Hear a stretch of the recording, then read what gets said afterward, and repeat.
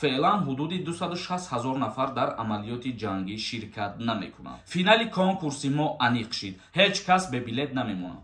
ё дар ҳолате ки дар таможни аэропорт аз шумо ҳуҷҷат мепурсанд. Ширкати Шифофармо барои шумо дорӯҳои безарар ва фоидаоварро тавсия медиҳад. Миноксидил барои зиёд кардани риш ва мӯи сар, эпимедиумная паста барои зиёд кардани қувваи мард, инчунин дорӯҳо барои сангу намаки гурдаро нест кардан ва дорӯҳо барои фарбеҳ ё хароб кардан ва инчунин дорӯҳо барои нест кардани простатит. ҳатман аз номи канали мо муроҷиат кунед. تخفیف کرده می شود. رقم ها در روی اکران. السلام علیکم به همه تماشابینان برنامه های ساربان سفرов. امیدوار هستم که یکایک شما تنصیحت و خانواباد می باشین. تماشابینان عزیز ویدیو را تا آخرش تماشا کنین. یک اخبارات نو و معلومات همتون میرسانم و در ادامه برنامه کامنتاری ها را خوانده با سوالاتون جواب میگردونم. اویدی موبیلیزاسیا پرزیدنت فدراسیای روسیه گفت چارابینی‌های مربوط سفربرسازی قسمی نیروهای احتیاطی با ارتش روسیه انجام یافت. اکثر افراد جلب شده فعلا با آمادگی فرا گرفته شدند. بسیج نسبی در فدراسیای روسیه انجام یافت. اطلاع داد پرزیدنت کشور ولادیمیر پوتین. وزارت دفاع پیشنهاد کرد که کارهای سفربرکنی انجام داده شوند. یعنی که وزارت دفاع فدراسیای روسیه با پرزیدنت پیشنهاد نمود که آن همین دعوت کنی با ارتش اویدی موبیلیزاسیا در فدراسیای روسیه با انجام رسد. و اینچنین پرزیدنت قید نمود که با حقوقشناسان صحبت میکنند که آیا لازم است که با فرمان انجامش رو اعلان کنیم، اما بسیج نسبی پایان یافت. نقطه گذاشته شد، گفت ولادیمیر پوتین. тамошобинони азиз мегзарем ба қисми хондани комментарияҳо. дар ҳамиҷа як чиза қайд кардан мегзарам. ба ҳаматон хотиррасон мекунам фаромӯш накунед. финали конкурси мо аниқ шид. рӯзи 6 ноябр ба вақту соати ҷумҳурии тоҷикистон соати 13:00 дар канали юрист тиҷей прямой эфир мешавад ва мо финали конкурса ба анҷом мерасонем. а касое ки ҳозир билет харидани бошен, агар ай конкурси мо билет ҳастай, ин ҳами картаи Сбербанк да метавонед ки сумтона партоен. и карта ба номи Мунис Хуршедович мебошад. нархи як дона билет 200 рубла дар бар мегирад. ба аксия билет бихарен, агар ба 500 рубл 3 билетон метиҳем, ба 1000 рубл бошад 10 дона билетон метиҳем. шанса айдаст натиҳен. чектона метавонед ки дар ин рақамҳои WhatsApp рӯй кунед ва мо ҷошда билетҳои шуморо равон мекунем. конкурси мо 31 дона приз дорад ки шанси бурд кардани шумо зиёд мебошад. як дастгирӣ дигар кунед. финал наздик омадагист. салмони форс нависонда: ассалому алайкум мака. агар патент ва регистратсия ва мигратсионка тамом шавад ва регистратсия рост кунем, вақти граница гузаштан дар аэропорт депорт мекунанд, ҳамина ҷавоб медодем. дар ҳолате ки ҳамаи ҳуҷҷатҳои шумо тамом мешаванд, агар 2 рӯз 3 рӯз пас шумо билет доштагӣ бошен, ягон мушкилӣ намешавад. вале агар патенти шумо буд шидагӣ бошавад, 2-3 моҳи дигар кору фаъолият кунен ё ки бигарден, баъд дар аэропорт дар таможни ки патент пурсидан ва шумо бигӯед ки патенти ма буд шидагӣ, дар ин ҳолат метавонанд ки запрет на въезд кунанд. тоҷикбача нависонда: салом акаи Сорбон, аллоҳ нигаҳбонат бошад. ман паспорти тоҷикима гум кардам, бо паспорт кардам, ба паспорти навам загран кардам. ягон проблема намешавад? не, ягон проблема намешавад бародари азиз. эс нависонда: ассалому алайкум ака, илтимос ҷавоб тиҳен. ака ман патент дорам, агар тоҷикистон равам, патентам месӯза, бо меган хизмат кругли год шидагӣ. ростай?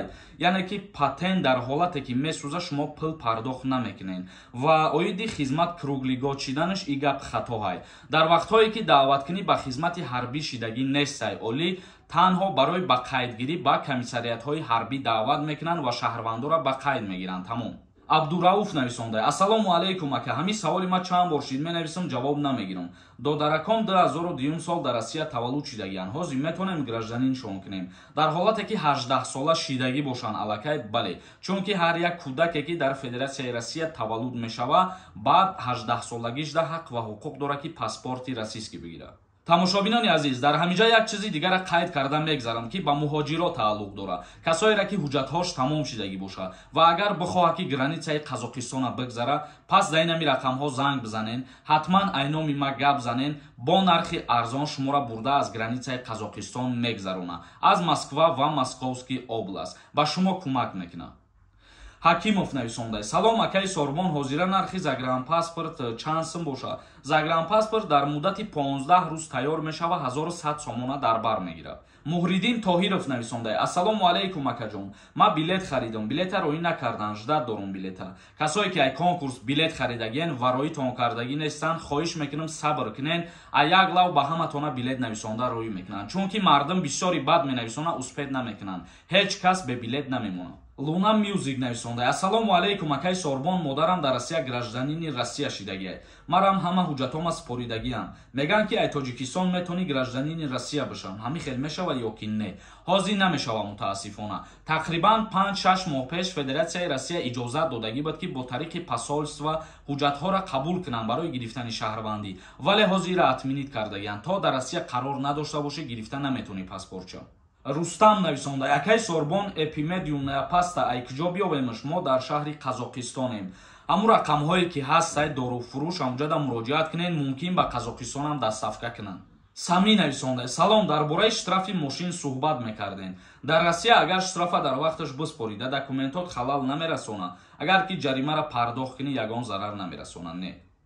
Шарипов нависонда: Акай Сорбон, салом алейкум. Агар пропискат фалшиви боша, аи шаҳри Россия ба дигар шаҳри Россия равӣ, биқапан депорт мекунанд, ҷавоб шад те илтимос, пешакӣ раҳмат шумода. Бале бародари азиз, дар ҳолате ки регистратсияи ту фалшиви мебоша ва дастгир ки кардан, бо тариқи ҳалномаи суд видварения мекунанд ё ки ҷарима мекунанд. Таҷик нависонда: Ака ман на патент дорум, на регистратсия. Қариб 2 сол мешавад. Тоҷикистон бирам, бо биём мешавад ё запрет мешавам? Ҷавоб медод яка. Бародарони азиз, дар ҳамин мавзӯъ ма чандин бораки аллакай мефаҳмонам. Дар як ҳолат шуморо запрет мекунанд, дар ҳолате ки ба шуъбаи милитсия мебаранд, тафтиш мекунанд, ё дар ҳолате ки дар роҳҳо рейда меғалтен, ё дар ҳолате ки дар таможни аэропорт аз шумо ҳуҷҷат мепурсанд. Агар ҳамин ҳолатода ки наафтен, ягон кас запрет навъез намекунад шуморо. Як каси дигар нависонда: Додарҷон, як савол дорам, илтимос ҷавоб медоден. Ман гражданини Тоҷикистон, аз Россия ба номи худам мошин харида метавонам? Аллоҳ нигаҳбонат бошад. Бале, касое ки гражданини Россия нестанд, хона хариданян ё ки мошин хариданян, озодона метавонанд ки бихаранд. Лекин барои гирифтани шаҳрвандии Россия ин чизои харидагӣ ягон плюс надоранд. Далер нависонда: Ассалому алейкум акай Сорбон, паноҳи Аллоҳ бош. Ман як савол доштам. Ман дипломи фосилавӣ дошта бошам. Ба хизмати ҳарбӣ 1 сола мебаранд ё ки 2 сола мебаранд? Илтимос ҷавоб де. Ба хизмати ҳарбӣ 2 сола даъват мекунанд. Маҳмудов нависонда: Салом алейкум акай Сорбон, тира дар бораи хизмат бисёр савол метаҳанд. Ман айтани ту безор шидам. Дар видеои навбатӣ бугӯ ки мурғ нишин биравед хизмат кунед. Бачаҳои хизматкардагӣ язнатон нестанд. Касе ки хизмат мекунад барои ҳифз ва ҳимояи ватани худмон мекунем. Барои ҳифз ва ҳимояи аҳлу оилаи худмон мекунем. Алиев нависонда: Ассалому алейкум ака, бачам 8 моҳа шид, дар Москва таваллуд шид. Ватан чӣ хели равем? Без загран мешава рафта? Як маълумот медодем. Дар ҳолате ки 1 моҳа ҳаст ё ки 8 моҳа ҳаст, дар ин ҳолат бояд ки загран дошта бошад. Фотеҳ Мирзоев нависонда: Як бор ҷавоб те акаи Сорбон, ҳамин донишгоҳро то чанд моҳа нарай академӣ кардан мешавад? Муҳлати академӣ 1 сол мебошад. Агар дар назар дошта бошӣ ки академический отпуск чандқай намешавад, 1 сола. Вале агар ту ғоиби донишгоҳа дар назар дошта бошӣ, зиёда аз 36 соат ки НБ кардӣ, ту академӣ карда наметавонӣ. Аллакай дар рӯйхати хориҷшидагиҳо ворид мешавед. Тамошобинони азиз, ба ҳамин барномаи имрӯзаро ҷамъбаст мекунем. То барномаҳои дигар. Худованд ҳамаи мо ва шуморо нигаҳбон бошад.